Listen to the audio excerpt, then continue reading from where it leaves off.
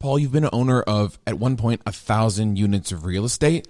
I have done one flip in my life, and I'm eager to get into real estate. As you've always said, and we said on the show multiple times, all wealthy people own real estate. It's like that one dad who kind of looks like he's not working. Like every one of your friends' dads has like 6 or 7, 10 properties. And you're kind of like, what do you do? And they make a bunch of money in real estate. I want to get into this. I'm sending you deals all the time. We talk about deals on the Everything Money show. And you wanted to do this episode to sort of educate our viewers on some things that... Educate our viewers on 4 tips that you wish maybe you would have told yourself 20 years ago about how to be a landlord and what it comes with. Yes. So, first off, folks. Go ahead, Paul. Can we ask them to... Please do. Hit the like button, subscribe. I do this for Seth and Don. We need to be able to do this. It's all I ask. We're giving all this free information. All I ask is you hit the like button, you subscribe. It helps us out a ton. It helps the YouTube algorithms, the Google algorithms. It really does help out us a ton. Now, Paul doesn't say this often. When someone calls him and is looking for investment, real estate, business advice, Paul charges $2,500 an hour. And I thought that was ludicrous when I first heard it. But if you take his salary that he pays himself divided by hours, that's what he makes. So you are getting this value. What my time, that's what my time is worth. This is what you are getting this value right now. And all we ask is for a simple thumbs up, smash that like button. Paul, tell me the first thing you wish you knew 20 years ago about being a landlord. I want to make note that I do charge the big money because... And the thing is, like for this YouTube channel, though, how many people write on there? And I would comment all the time. Pillar number 1, tell me about it. All they can do, the least they can do is like the thing and subscribe. It says high rent, Paul. Now, I would think you want low rent. These are 4 major things we want to be a landlord. Go on. When I first learned about real estate 20 years ago, when I first read my first book, it was like 18 years ago. Mm-hmm. These were not mentioned here. When I first became a landlord, I didn't believe in literally none of these. Okay. And over time, I started to realize, switch. Literally over time, I'm like, okay, these are the 4 most important things that everybody gets wrong. Okay. First thing, you want to be the highest rent in the area. I don't understand. If I have the highest rent, I won't fill the rooms, and I'll just I'll be undercut by my competitors right down the street. You might be. Okay. But your job is to get the qualified calls. If you put your lowest, let's say you have rents of $500 to $1,000. Mm-hmm. I'm always advertising this one. Okay. And why is this? I want people who call me here to know if they're calling me here, they can afford everything below. So they're already qualified by doing one thing and one thing only. I'm going to advertise my highest rent. Next thing is on the street. If all the neighbors are 800, 900, 950, I want to be 1,000. Uh-huh. Why is that? I don't know. I was just going to ask. You're doing my job. I want to be 1,000 because good tenants, everybody out there right now who's watching, you consider yourself a good homeowner or tenant, right? I do. When you're calling, do you want to live in the cheapest apartment in the area or the best apartment in the area? Let's say there's ones at $500 in rent. Would you rather have a $500 apartment or $1,000? Some cheapskate out there is saying, I want the $500 apartment. No, you don't. Yes. The $500 apartment, you are getting what you are paying for here. What? I want to be the highest rent because that'll justify me putting more money in my property. It'll justify me doing more for my tenants. And I will have the most secure apartment building in the sense of consistency and you care about financial occupancy. Mm-hmm. I won't get into that right now, but I remember we used to have one of the big, we used to be in Shaker Heights. We sold that property. It was a 300-unit property. We sold it. This is in Ohio. Yes. All my neighbors were here. Mm-hmm. We were here. All my neighbors here bragged at $800 in rent that they were 90% full. I was 90% full. I was actually like 93%. Would you rather have 90% full on $800 rents or 90% full on $1,000 rents? But what is that $1,000 going to cost me, Paul? It'll cost you more, but the question is, you're collecting $200 more. Yes. That's what matters. You always want to be the highest rent in the street. Doesn't mean you just raise your rent and say, hey, take it or leave it. You have to put the value into the property, and we'll talk about that in one of the other points. But you always want to be the highest in the street. You'll get the best tenants. You'll have the least problems. What kind of problems are we avoiding? Evictions, damage? Is the person who's renting a $500 apartment going to take better or worse care of it than the person who's renting a $1,000 apartment? Worse? Of course. Right? You're going to have way more maintenance issues, et cetera. You're going to have way more headaches. More evictions. By the way, you'll have more evictions in the cheaper rent than the expensive rent. Mm-hmm. Reality. Number 2, Evict fast. Now, this seems harsh, Paul. I know, and you're going to say that. And there's going to be somebody out there saying, you jerk. You know what? I have bills. I owe money to the bank. The bank doesn't care if I go to them and say, but I can't go evict. I can't do this because it's going to put the, you know what they're going to say to me? Don't care. Where's your mortgage payment? This is still a business, guys. This isn't a charity. If you want to go help people outside of your business with your personal money. In the business, you have to evict fast. The second they're 5 days late, give them their 3-day notice. At the 3-day notice mark, if they haven't come to you, file the eviction.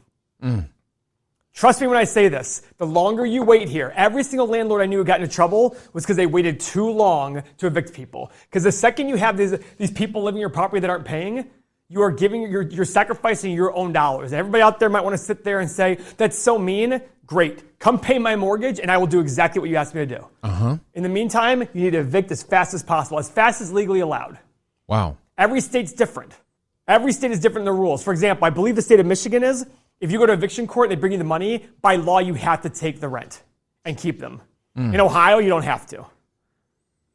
This does seem a bit cutthroat, and for normal folks out there. Great. Have fun not paying your mortgage. Let me know when the bank forecloses on you. Oh, I see. Oh, have fun. I don't care.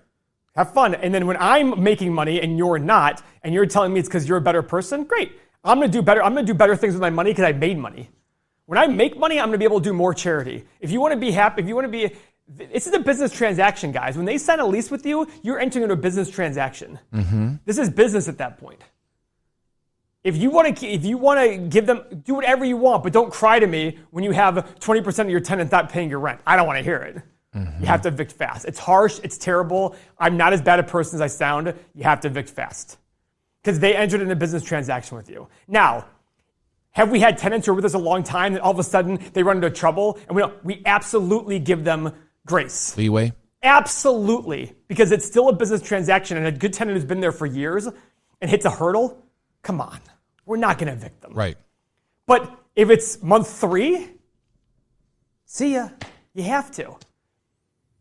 Year 3, no. You're giving them some leeway. What about the third subject? And by the way, can I make another comment? Go on. In all my years Go on. of being a landlord, 18 years. You had to write 18 years? Yes. Go ahead. This is very important. Okay, go ahead. We have 1,000 units for 18 years, right? We probably had, if I'm going to guess, 250 tenants who were over 1 month late on rent. Guess how many of them made good on that money? The drama, the suspense is killing me, Paul. 1. Come on. I still remember her to this day. And to this day, she owed so much money. A previous manager of mine who ended up firing because he let this go, she got 7 months behind in rent, and I wanted to kill the guy. He comes to me, he goes, she's giving us the pay plan. I go, no effing way she pays. She paid every dollar of it. I'll be darned. Only one time has it ever happened. Out of 250 has somebody made good on their money. One time, guys. Wow. So if you think you have that 1 in 250, more power. By the way, this number might be low. I'm just being conservative here. One lady, I still remember her name, great lady. And guess what? She had lived there with the previous landlord for like 10 years. And I was just like, hey, the guy made, by the way, very lucky. The guy made the deal. And I said, okay, we'll honor. And sure enough, every single month, she paid $200 on her back rent. And like 4 years later, she was all good. I'll be darned. Yep. So that's my point when I say evict fast. 1 in 250. Tip number 3. Number 3. Don't show this video to your liberal friends, by the way, Seth. I won't. Upgrades. What do I mean by upgrades? I don't know. Let me upgrade. Let me upgrade. Kitchens. Bath. Bathrooms. Wi-Fi. These are your most important things. Kitchen and bath. All you men out there, I look at our stats. It's like 99% men who watch our channel. Come on, ladies. Go ask your wives, go ask your girlfriends, what do they care about when they rent an apartment or buy a house or rent a house? Of the user's profile. Say So that there again. could be women that are watching. Oh, okay. Say that again, Don. So it's based off the user's profile. Ah. So my wife watches you, But on your she account. uses my account. Okay, so ladies out there, please comment if you care about kitchens and bathrooms, because if you don't, you're a liar. Oh, Listen, Paul. These matter the most, guys. And by the way, as a guy, I care about how the kitchen and bathroom looks. You're going to get so much bang for your buck on this one. When was the last time you cooked a meal, Paul? I like butter in a pan, saute. I've done it once in my life. Cut the onions, throw them in. I did it once in my life. But it doesn't mean I don't want a nice kitchen. What about steak? Like No, I don't do that. The avocado oil, and you sear it. My time is not best used Baste cooking. the butter. When was the last time you cooked a steak? I've never cooked a steak. My time is not best used cooking. The time and temperature is currently 9:43. It's 70 degrees. And make sure you like. What's that? By the way, if anybody can reference that movie, don't Google it because you're not going to know because that's Put it in the comments below. Paul will send you a $100 gift card. I will send you I will send you a $100 gift card if you can reference what he just did there, what movie it's from. And don't Google it because you're not going to get that exact time or anything like that. It's a reference from a movie. It needs to be fast. Yes, it's got to be soon. It's a reference from a movie. If you get it, I will send you $100. So what do you do to kitchen? I really hope somebody gets it. What do you do to kitchens and baths? Everything. Cabinets. Come on. Cabinets. Countertops. Appliances. Appliances. This costs thousands of dollars. Guys, Paul. you're going to put money into this thing, but I'm going to tell you right now, you will get the rent. You will get bigger rent. If you were to go rent an apartment today, would you want one that's upgraded? Or would you pay $200 more for an upgraded unit versus one that looks like 1975? Yeah, that's a no-brainer. It's just like everything in life, guys. You get what you pay for. We all buy designer clothes. We all buy nice cars. We buy the things that are nice. We don't buy the cheapest of everything. Why? We don't want the cheapest of everything. You don't go buy a manual Nissan Versa when you can afford a Mercedes C-Class. You want nice things. Same thing happens to your apartments. Guess what's going to happen? You're going to get the highest rents, like point number one, and you're going to get the best tenants. So point number two will be lower. You're not going to have to evict many people. I mean, you put granite in some of these places. We put granite in places that I've never seen granite before. Why is that? Because we want to be the best in the street. We don't want it to even be close. I want somebody to come to me and say, you know, Paul, your rent's $9.95, but down the street it's $7.50. Have fun. Go rent at $7.50. Because guess what? When we upgraded, we got higher rents, lower vacancy, higher profit. Now, a viewer might say, yeah, but you got so much money, you can wait it out and be patient. But what about normal people? I don't know what to say to you besides that's just an excuse. Why are you buying real estate if you don't have money to go put into it? Okay. Don't go buy real estate then. Buy the real estate that you can go do these things with because I'm telling you right now, your returns will be much greater. Much, much greater. Okay. Tip number 4. This is something, by the way, that I remember hearing the same guy who did that, the payment plan. Yeah. He's the one that convinced me to do this, and I didn't believe in it at the time. I was like, no, you're wrong. He's like, let's just do one. He literally said to me, let's do one unit. Give me 10 grand to put into one unit.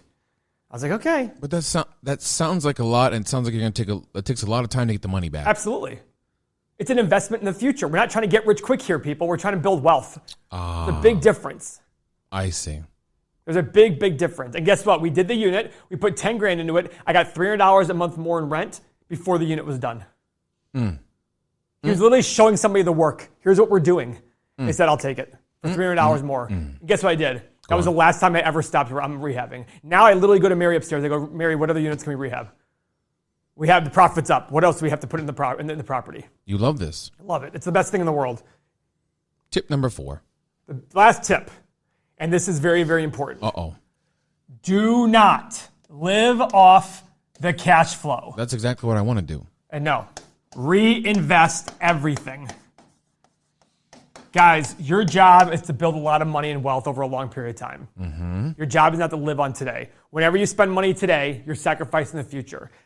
Every single property, every single older person I've seen that lives off the real estate cash flow all those years has shitty properties when they're 70. Now, actually, you've told me this multiple times in private. You don't pay yourself enough. You could be paying yourself. You invest. Oh, absolutely. Mikey and I take about 10% of our business profit out for pay. The rest of it all goes right back into the business. And guess what? It makes us high returns. Why are we going to take money today so that we can make 15 or 20% returns on the money? It doesn't make any sense. Where can you get that kind of, and you're reinvesting back into your own property. Do you think, let me ask you a question. Go on. You could buy a stock today that you thought was going to make 15%, or you can invest in a property that you currently own that you know will make 15%. Which would you rather do? Guaranteed. Exactly. Even 12% is better than a potential 15%, in my opinion. So why are you sitting there living off the cash flow? You want to go buy a nicer car. You want to go do all these things. I get that. Then you have to make a decision. What is more important to you? So this go ahead. Well, this sort of then has to just be a side hustle, right? Yeah, I don't think real estate should be, unless you have an amazingly big portfolio. Oh, you're telling me that. Unless you have an amazingly big portfolio, like 500 units where you can pay yourself a management fee of a couple $100,000 a year Okay. to live off of, but it takes a lot of money to get 500 units. In the meantime, your job is to buy one good property a year, invest 25 grand a year into buying a new property, and as the cash flow builds up, take that money to upgrade your units in the past. And when you wake up 30 years later, I'm telling you, you will have so much money, you will cry. Follow one of our old videos we did just a few weeks ago on Paul talks about a $25,000 a year investment and what it can turn into over $10 million. $10 million. Over a 30-year period. Crazy. It is crazy. Do not live off your cash flow. Put it in a separate account, and when it builds up, say, oh, I have extra money. Do any of my current properties need investment? No? Okay, let me go buy another property then. If your current properties need investment, go put it in that. If you know you can put 10 or 15 grand in a unit and you get $250 extra in rent, do it all day. All day long. You're giving yourself a guaranteed return. So why go live off of it to go buy yourself some watch or some car? I mean, it's fun to do that, don't get me wrong. And that's why Mikey and I pay ourselves a salary. Yeah. That way we know this is our money to live off of. If I want to go piss all the way through that money, and fine by me. But the money for the business stays in the business and goes back to our properties and our other investments. This whole studio we talk about, the money we've invested in the studio, that's from the money from the real estate, and essentially. Okay, we have extra money, let's go invest 100 grand into a studio. That's what we do. If you'd like to argue these points with Paul, he will comment on your comments below if you write them. I guarantee nobody answers comments like I do on YouTube. If you agree or disagree, go ahead and write below. Paul has no kids. He's got all the time in the world to argue with you on YouTube. Mark my words. You're 100% right, because last night I'm watching the football game. Yes. I'm commenting back to people on YouTube. I go to my room and start reading. I'm commenting back. I take like a little 2 minute. I see the thing pop up. It's like YouTube, and we get a lot of comments. We appreciate it, guys. Oh, absolutely. And we love it. I love commenting back. Let's see if we have any comments since we've started this video. I mean, we're going to expand this as the years progress. Paul is going to offer more insight and more exclusive content. We've already discussed having uncensored Paul and Seth shows, uncensored Paul material, personal training, access to some of the apps we're going to create. FYI, on the personal training front, go on. I only want to charge people if you're going to do something big. If it's here and there, I just want to do it we do it for free. Sure. It's just fun for us. We're going to do this channel forever anyhow. Forever. This is a lot of fun. Mm-hmm. Like if you're trying to build a 1,000-unit portfolio, okay, then you need to hire me. Yeah. But in the meantime, you're just like, hey, Paul's looking, okay, let's talk. Great. But you got to be very generous with other people when the time comes. I don't want to hear that you were stingy and all that stuff. This is all good stuff. And this is all real. And I didn't believe a single one of the guys, can you believe this? 18 years ago, all these points here, I did not agree with. And now I agree with them 100%. I wish you'd go back to 18 years ago and say, Paul, here's what you need to do. You need to do this, this, this, and this. And I probably said, you're crazy. And I'm like, okay, you'll see in 5 years when you do believe this. Thanks for following our channel, Everything Money with Paul and Seth. Subscribe, like, we appreciate it. Love you guys. Thanks.